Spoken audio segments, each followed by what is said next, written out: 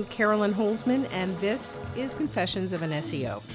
This episode is brought to you by Indexilla. It's a brainchild of my indexation research and testing, and with all candor, I can tell you very confidently it is based on proprietary technology that doesn't rely on a single engine's API, and at the same time making sure that everything is reliable and consistent in terms of results. You can find it at indexilla.io. That's INDEXZILLA. So anyway, here in Confessions, I talk a lot about SEO in various forms: SEO testing, SEO stories, rants, new things. And I'm going to take a little time this week to talk about the currently running core update in Google. What can you expect? Okay, plain talk and not a lot of engineering mumbo jumbo. There are plenty of professorial types who can relay such things in exactitude, but not very accessible language, right? And they should do that, because if that's their gig, that's what they do. Now, I like to see myself as perhaps a liaison between the Air Bunny's normal SEO person and those that are so precise that we get terrific information, but we're kind of lost as to what direction to go into to make use of it. Now, I learn best with plain speaking, and it is my intention that at the end of each episode, all of us walk away with a more workable definition and understanding of what we do. So welcome back to Confessions of an SEO, Season 5, Episode 11. So let's talk about the elephant in the room. For those that don't know, on March 13th, Google started running what they call a core update. Now, for the uninitiated, this is where Google completely recrawls every page in its index and likely combines not just what it finds on those pages, but a lot of data streams for the purpose of recalculating the scoring of that content. And what that ends up changing very often are the rankings, the positions where pages are. Now, rankings are what generate discovery, especially if you're in a local business market.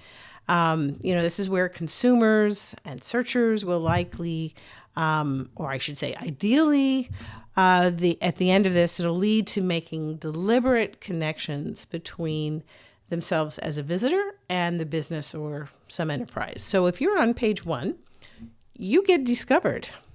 If you're on page 20, not so much. So something very interesting is happening in this update that is largely going unnoticed. Google is running an update where all the crawlers that are involved in, sort of content recrawling, it takes it back so it can be rescored. All of those crawlers are using the same Chrome build. Have you ever wondered why Google bots are Chrome-based? If you don't know that they're little pieces of software, they program, and they go to every website, and they'll go and they'll crawl, and they use the Chromes. Now, Google uses Chrome for its web crawling bots because, it provides, a Chrome framework, or the rules provide a standardized way for, especially in our modern browser environment. It uses Chrome so it can accurately render JavaScript content, what they call complex web applications. It's not just the HTML, but it's everything. It's the pictures. It's if you're familiar with JavaScript is kind of like gets injected into the code, but it takes these Google bots that do the rendering to kind of break all those pieces apart and put them back together so that Google can actually understand the content. So they index it, and they want to see how it actually appears to users rather than just analyzing raw HTML. If you don't know what that is, that's kind of like if you look at the source code of something and you go, I can't make head or tails of this. That's the raw HTML. So in short, these Chrome, they take pictures. And much like in the real world, a picture is worth 1,000 words. The Chrome crawlers, so these are the little guys, who help Google see our content. Their job is to grab as many parts of our page as they can so that our content is understood or can be understood. Now, that part right there, I expect a programming engineer could go on and on about all the pieces and the details and just the sophistication of a system that can do that. But at the end, we might end up right where we are right now. And we'll have enough information that we need to understand why this is something that we need to pay attention to. And I don't think we talk about these things near enough. But I digress. So getting back to this Chrome build, every Google bot that is crawling, like right now, as we speak, crawling the HTML source and rendering the JavaScript, they are all using the same Chrome build. Now, I won't read out the build because, it's a lot of numbers and dots and everything, but I'll put it on the American Way Media Facebook page so you can see it. But suffice it to say, it's going to be this long-ass, sort of record, and that Chrome in there is going to end with 141. So now you might be thinking, so what? All right, Google's crawling with a single Chrome. Well, this past January and February, there were some major new features that were introduced into Chrome. Now you might be thinking, so? And I understand. I look at these things, but recent updates to the Chrome versions that are used by Google, and they come on pretty quickly. Some of them have a lifespan of about, 10 days. Some of them can go on for weeks, but they update them. And with each update, there are either they're fixing something like a security patch, or they may be adding in some new things. And in January and February, they were adding in some new things. And they introduced, they're called profile guided optimization templates. And starting with Chrome, the Chrome that ended in 131 in late December. Now, there are additional optimizations. They expanded out to include specific profiles for Mac and Linux platforms all the way through January 25th. So why? Google appears to be trying to get to be more efficient. Now, these Chrome features did not change how content is crawled. So the bots are still doing what they're doing.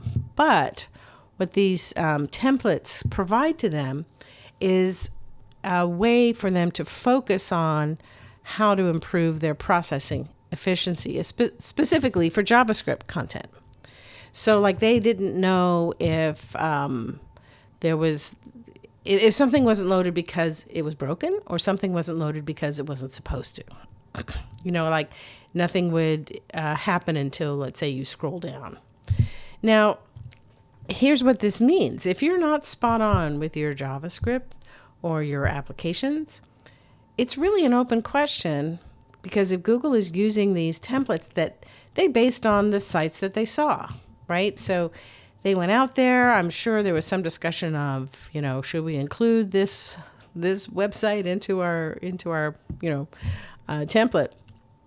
But if you are doing something, and I'm just gonna say it, if you have a somewhat sketchy approach, maybe a unique application of JavaScript that isn't kind of normally seen, if it's not common that Google would have seen it, we don't know how much of that they're going to catch.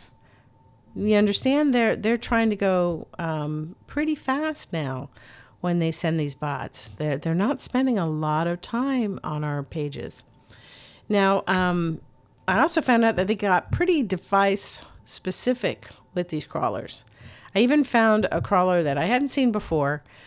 It specifically is targeting content, and I'm just going to go out on a limb here and say it's probably what that content displays, how it displays on an iPad, because in the crawler, string itself was the word iPad. You dig? All right, so I digress again. So what's the BFD on using the same Chrome build? Well, if you'd been reading your server logs every night and been able to isolate Google crawlers during the past 3 years of updates, you would discover, like I did, after reviewing all the previous ones, which took a lot of time, that this is the first time an update has been run exclusively with a single Chrome build on all the critical crawlers and bots. Now, it makes sense, right? It sheds some light on just kind of how much of perhaps a cowboy approach it was running 2 Chrome builds in an update. One would do the HTML crawling and the other would do the render crawling. HTML is like source code and the rendering is where they sort of unpack all our JavaScript. But now with these profile guided templates, obviously someone came up with the grand idea to reduce factors. So now if an update goes off the rails, really nothing can be blamed on the old Chrome or the new Chrome. That's where it's going to be, right? Now, I go a little deeper into this kind of conversation with the supporting members of Crawl or No Crawl. So let's just say JavaScript has been on Google's mind for quite a while. Now, going back to the update, the general tenor, I just kind of went through a couple anecdotal comments, and we're really not very far into this update. Excuse me. But what I found strangely lacking are those that might be more, let's put them in the sackcloth and ashes wearing category. And for what that's worth, it seems like it's going okay. Now, everybody looks at, those aggregated views in Search Console and they're probably, they might be looking some in their analytics, but honestly, it's harder in Search Console because everything is 2 days delayed to know for sure. But I would say if you're going to do anything at this time, just focus on content that Google has never seen before. So if you're writing new things, I give you a big thumbs up. You can't hurt anything if you're launching in an update, and you can get indexing in an update. Indexing and serving, I will tell you that. But if you're trying to modify content that might be having a harder time in this update, that's not so smart. You really could be making things worse for yourself.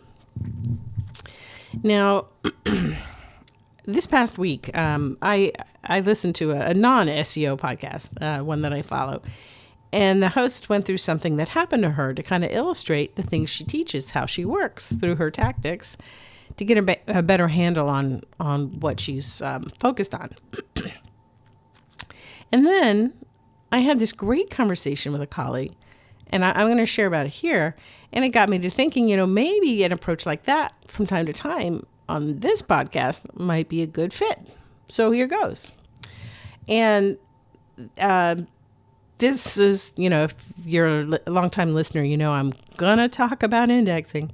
But the Google Indexing API, which is their little way previously that would help get content in pretty quickly into the index, it shows no presence. It's effectively dead. Now, the documentation has been changed. So, but if you're live events or job postings and you've got a site like that, you probably are finding it works for you. So I'm not saying it's dead, like nobody should use it. But I think when they say those two things now, they mean it, and you're wasting your time if you have your site still connected up to the indexing API. And like I said in a previous show, I don't know that it's a good thing. I'd get out of it. I would disconnect my sites out of the indexing API. But anyway, we were talking, about how people seem to not realize this condition of the indexing API. And so I was talking with my friend and just saying like, oh, wow, it's like, Wonder when everybody's going to really notice. And things went a little silent. And then he asked, how do you know the indexing API doesn't work? I don't know that I ever went through it here. And I am finding that, when you just say things once, it doesn't necessarily break through. So if this is the first time you hear what I'm saying, it probably is an indication that you've heard it from me at least a couple times before today. So how does one go about confirming what the indexing API does or doesn't do? Well, given that I have almost 3.5 years of server logs, and through at least a whole solid year or most of a year, I exclusively use the indexing API technology to get content indexed and served. The Search Console thing, it was kind of like if you had a mobile designated crawler site or a desktop designated crawler site. But that's for if you've been in SEO for a minute. But basically, it's a matter of comparing and contrasting the server log activity before and the server log activity after. Was it the same? Was it different? Can I confirm if the API system is broken or is it in some way disconnected from the crawling system? These are my questions. So then I go back to the server logs, and I like to call what I do gumshoe SEO. Like a gumshoe detective or cop walking the beat, knocking on doors, looking in the phone books, asking people if I can go in their attics and see what somebody left them. That's kind of how I view forensic SEO, is that you're getting down in the nitty gritty and very likely not just relying on tools to tell you one thing. Now, the combination of search results and server logs, when you look at them together during the same time frame, you can see how together they kind of tell a complete and convincing story that doesn't require John Mueller or Danny Sullivan or anyone to tell you what you're looking at. You can see it for yourself. So here are the facts. From January 2022 until December 4th, 2022, a request using the indexing API was like a 911 call to the crawling system. A fetcher bot would come first. That's a non-Chrome crawler. And it checks the robot's text file first to make sure if that page can indeed be indexed. And then you get a full set of Google bots, mobile and desktop. And then there's a couple of final HTML crawls with one of the mobile Google bots. And then boom, you're in. I was a little precise in those dates because December 5th, 2022, everything changed. That also happened to be the second chronological, but more likely the first real helpful content update where they were evaluating, not just evaluating, they were kind of like starting to slice and dice the SERPs. Now, after that date, so starting on December 5th, the API only sent a single mobile Googlebot. The way this would work would be like, how did I see this, right? So I would publish a page through the indexing API and then go to my hosting platform, pull down the server logs, and most of the time the servers work on Greenwich Mean Time, which means it's like 6 hours difference from where I live. And I would look at the date and the time and the requests noted in the server logs. And I could see each request only yielded an individual record. So when you have stacks and stacks of server logs that you have 25 records normally, and you go down to one, it kind of stands out. And that was the norm from December 5th until around September 12th, when Google updated its indexing API documentation. They talked about how all submissions through the indexing API undergo rigorous spam detection. And if you're really naughty, attempts to abuse the indexing API may result in access being revoked. Now, I don't just read stuff like that and not go check it out, right? So initially, I relied on my testing protocol of publish and observe. And then I got the bright idea, why don't I log into that Google Cloud service account? You know, you need to have one of those if you're going to use the API. This will make sense to the people who use the indexing API, not so much to others. But in there, that you can see a dashboard. When, you know, you make a request, when you publish, there's a little dot on a chart, and they call those events.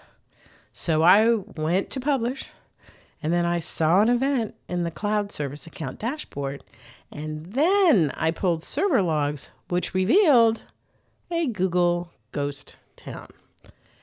That's why a lot of indexing services are not aware of this unless they were in a group that had their access revoked.